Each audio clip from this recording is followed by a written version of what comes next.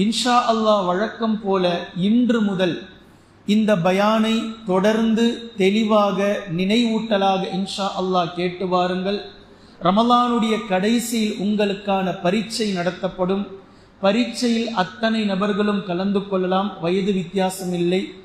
ஆண்கள், பெண்கள், சிறியவர்கள், பெரியவர்கள், ஆலிமாக்கள் அல்லாதவர்கள் என்ன அத்தனை நபர்களும் கலந்து கொள்ளுங்கள். இன்ஷா அல்லாஹ் உங்களுடைய கல்வி தேடலை, கல்வியினுடைய நினைவாற்றலை அதிகமாக்கிக் கொள்ளுங்கள். உங்களுடைய பரீட்சைக்கான சன்மானமும் இன்ஷா அல்லாஹ் அதற்கு பின்னால் வழங்கப்படும் என்ற வழமையான அந்த விஷயத்தை நான் நினைவூட்டிக் கொள்கின்றேன். பயான் நடக்கக்கூடிய பயானில் இருந்தும் ஆடியோவில் இருந்தும் என்ன பேசி இருக்கின்றோமோ இதிலிருந்தும் இன்ஷா அல்லாஹ் உங்களுக்கு கேள்விகள் கேட்கப்படும். பொதுவாக கேள்வியை குர்ஆன் முழுவதும் நாம் கொடுப்பதை போன்று கேள்விகள் அவ்வப்போது உங்களுக்கு கொடுக்கப்படும். இதற்கான பதிலையும் இன்ஷா அல்லாஹ் தேடி வாருங்கள். இப்போது முதல் கேள்வியை நான் கேட்கிறேன், குறித்து வைத்துக் கொள்ளுங்கள். இன்ஷா அல்லாஹ் அல்லாஹ்வை சாட்சியாக வைத்து அல்லாஹுக்கு பயந்து தயவு செய்து உங்களுடைய கூகுளில், மொபைல் போன்களில் தேடாமல், பிறரிடத்தில் கேட்காமல் குர்ஆனை கொண்டு பதிலை தேடுங்கள். அல்லாஹ் இன்ஷா அல்லாஹ் உங்களுக்கு பதிலை கொடுப்பான். கேள்வி நம்பர் 1. குர்ஆன் ஓதக்கூடிய வழக்கம் உடையவர்களுக்கு தெரியும், ஒரே மாதிரியான வசனம் மீண்டும் மீண்டும் வரும். அதாவது ஒரு வசனம் வரும், அதே போன்றதொரு வசனம் மீண்டும் வேறு இடத்தில் அல்லாஹு தஆலா பேசுவான். டிட்டோவாக, கொஞ்சம் கூட மாற்றம் இல்லாமல் மாறி மாறியும் வரும், கொஞ்சம் கூட குறைய வரும். அதை பற்றி நான் பேசல. கொஞ்சம் ஒரு சில வார்த்தைகள் மாறி மாறி வரக்கூடியதை பற்றி பேசல. டிட்டோவாக அப்படியே வரக்கூடிய வசனத்தை பற்றி பேசுகின்றேன். முதல்ல நான் உதாரணம் சொல்லிடுறேன். சூரத்துல் ஹாக்கால நீங்க பார்க்கலாம், தன்சீலும் மிர் ரப்பில் ஆலமீன் அப்படின்னு வருது. இதே வசனம் சூரத்துல் வாக்கியாவிலும் நீங்கள் பார்க்கலாம், தன்சீலும் மிர் ரப்பில் ஆலமீன். ஒரே மாதிரி, கொஞ்சம் கூட மாற்றம் இல்லை, அதே மாதிரி இருக்கு. அதே மாதிரி சூரத்துல் ஹாக்காவில் நீங்கள் பார்க்கலாம், இன்னஹு லகவுலு ரசூலின் கரீம். இதே போன்ற வசனம் சூரத் குவ்விரத்தில் நீங்கள் பார்க்கலாம், இன்னஹு லகவுலு ரசூலின் கரீம். அதே மாதிரி இப்போ இந்த மாதிரியான வசனத்தை பற்றி தான் கேள்வி எழுப்புகின்றேன். குர்ஆனில் ஒரே மாதிரியாக வந்த அளவுக்கு அதிகமான வசனம் எது? கேள்வி புரிஞ்சுதான்? ஒரே மாதிரியாக வந்திருக்கக்கூடிய அளவுக்கு அதிகமான தடவைகளில், எண்ணிக்கைகளில் வந்த வசனம் எது? எண்ணிக்கையும் சொல்லணும், எந்த வசனம் எங்க இருக்குன்றதையும் சொல்லணும். எந்த வசனம் எத்தனை முறை வந்திருக்கு, எங்க இருக்கு, இந்த மூணுமே எல்லாத்துலதான் இருக்கு. நீங்க தேடினீர்கள் என்றால் பதில் அதுதான். அப்போ அளவுக்கு அதிகமாக முழு குர்ஆனில் ஒரு வசனம் மீண்டும் மீண்டும் அதே மாதிரி வந்திருக்கின்றது. எண்ணிக்கையில் அளவுக்கு அதிகமாக வந்திருக்கக்கூடிய அந்த வசனம் எது? பின்பு இரண்டாவது இடத்தில் இடம்பெறுகின்ற அதே போன்ற வசனம் எது? சொல்றது புரியுதா? இப்போ ஒரு வசனம், இப்போ உதாரணமா நான் காட்டினது, உதாரணமா தன்சீலும் மிர் ரப்பில் ஆலமீன் ஒரு 100 முறை குர்ஆன் ஃபுல்லா வருதுன்னு வச்சுக்கோங்க. இப்ப அதே மாதிரி இன்னொரு வசனம், இன்னஹு லகவுலு ரசூலின் கரீம், இது 70 முறை வருகின்றது உதாரணமா. இதே போன்றுதான் குர்ஆனில் அளவுக்கு அதிகமாக மீண்டும் மீண்டும் மடக்கி வந்த வசனம் நம்பர் 1ல எது இருக்குது? நம்பர் 2ல அளவுக்கு அதிகமாக அடுத்த கிரேட்ல வந்திருக்கக்கூடிய வசனம் எது இருக்குது? நம்பர் 3ல அதே போன்று அடுத்தடுத்து வரக்கூடிய வசனம் எது இருக்கின்றது? நம்பர் 4ல மீண்டும் மீண்டும் மடக்கி மடக்கி வரக்கூடிய வசனம் எது இருக்குது?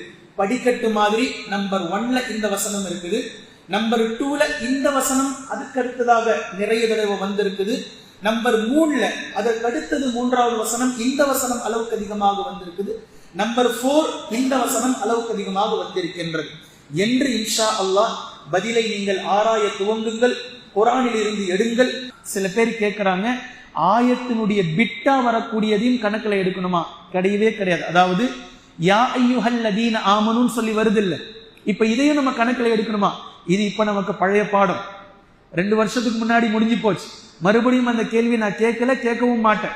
இப்ப யா அய்யுஹல் லதீன ஆமனு முடிஞ்சு போச்சு, அந்த சப்ஜெக்ட் இல்லை.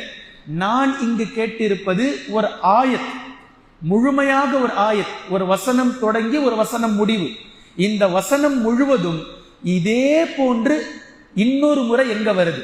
இன்னொரு முறை எங்க வருது, இன்னொரு முறை எங்க வருது. இந்த மாதிரி எந்த வசனம் அளவுக்கு அதிகமான தடவைகள் குர்ஆனில் இடம்பெறுகின்றது, அதே மாதிரி அதற்கு அடுத்த தரஜா அடுத்த இடத்தில் எந்த வசனம் இடம்பெறுகிறது அதை விட கொஞ்சம் கம்மி. மூன்றாவது அடுத்த வசனம் எது அளவுக்கு அதிகமான முறை வருகின்றது, மூன்றாவது இடத்தில் 2 தடவையை விட மூன்றாவது கொஞ்சம் கம்மி. நாலாவது எந்த வசனம் இடம்பெறுகின்றது அதை விட கொஞ்சம் கம்மி. இந்த 4 படித்தரத்தில் நீங்கள் இன்ஷா அல்லாஹ் இதை எடுத்துக்கொள்ள வேண்டும். இதுல குறிப்பா பிஸ்மில்லா கிடையாது. உங்களுடைய புரட்டுதலை இலகுவாக்குவதற்காக ஒரு இலகுவை இந்த தடவை இந்த கேள்வியில் நான் வைக்கின்றேன். முதல் 15 ஜுஸை விட்டுருங்க, பின்னாடி 15 ஜுஸை மட்டும் புரட்டுங்க, அதுல தான் விடை இருக்கு.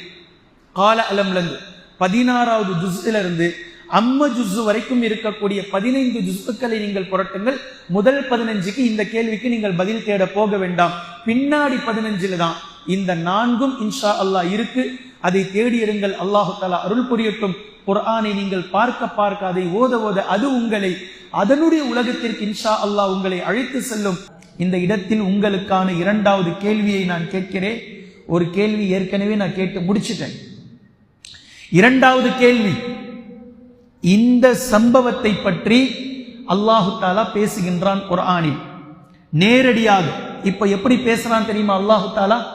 12,000 நபர்கள் சேர்ந்து ஹுனைனுக்கு வரும்போது சஹாபாக்கள் பெருமைப்பட்டு பேசிக் கொண்டார்களே, இதை நபி அவர்கள் வருத்தப்பட்டார்களே, அங்கிருந்து இந்த தோல்வி இந்த வெற்றி வரைக்கும் அல்லாஹ் சேர்த்து பேசுகின்றான்.